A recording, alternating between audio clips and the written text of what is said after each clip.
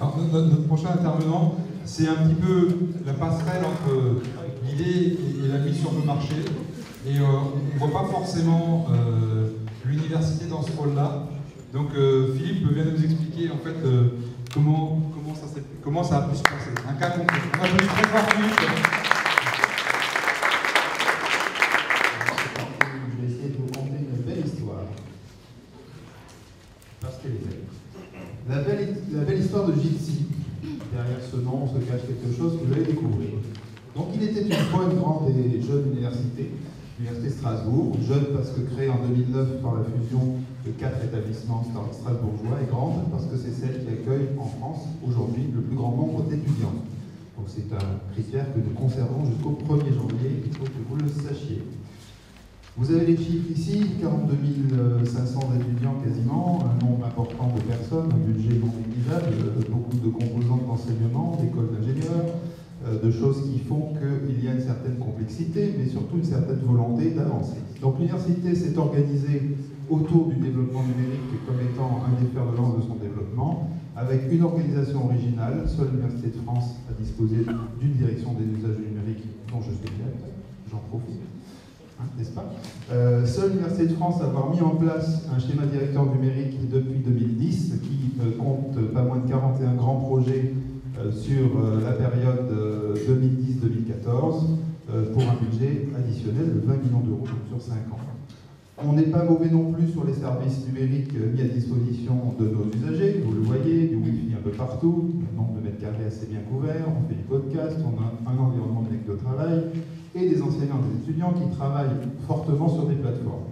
On sait aussi diffuser nos contenus, on a 2 web télévisions, on est présent sur le service iTunes University comme étant l'une des universités françaises qui a pas mal de consommation de vidéos, donc vous pouvez vous y rendre. Et puis le 9 février 2010, on est venu à Ignite 2 pour découvrir un petit peu le principe de l'échange, et on a donc essayé d'oser présenter lors de cette soirée numéro 2 nos modestes avancées numériques devant un parterre évidemment éminent de spécialistes, de chefs d'entreprise et de personnes surtout avides d'innovation. Alors comment on pouvait mieux tomber que ce soir-là? Eh bien, nous avons rencontré un jeune et bel entrepreneur, et puis comme dans les contes de fées, le charme a agi.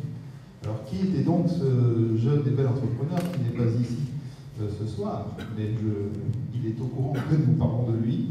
Donc il s'appelle Émile Ivoff, c'est un ancien étudiant de l'Université de Strasbourg, un docteur en informatique, qui avait créé une société, une start-up qui s'appelle BlueJeep, et que l'université avait soutenu d'ailleurs dans son développement. Et il avait créé, il était venu présenter ce soir-là une application Site Communicator. Et c'était, avec tout le panel que je vous ai montré, une pierre qui manquait à l'édifice de l'université.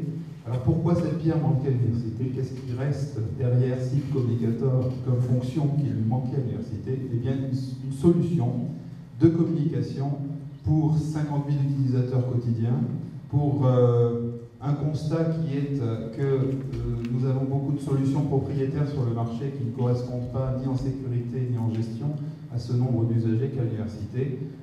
Site Communicator, par contre, était une solution non terminée, c'est une solution open source, et puis BlueJeep avait surtout besoin, en tant que start-up, de démarrer avec un client un peu visible sur le marché. Donc nous avons célébré l'union, décidé de travailler ensemble sur le développement de cette application, de l'installer sur les systèmes informatiques de l'université, de l'intégrer à notre annuaire, de la rendre compatible aussi avec les contacts de chaque utilisateur.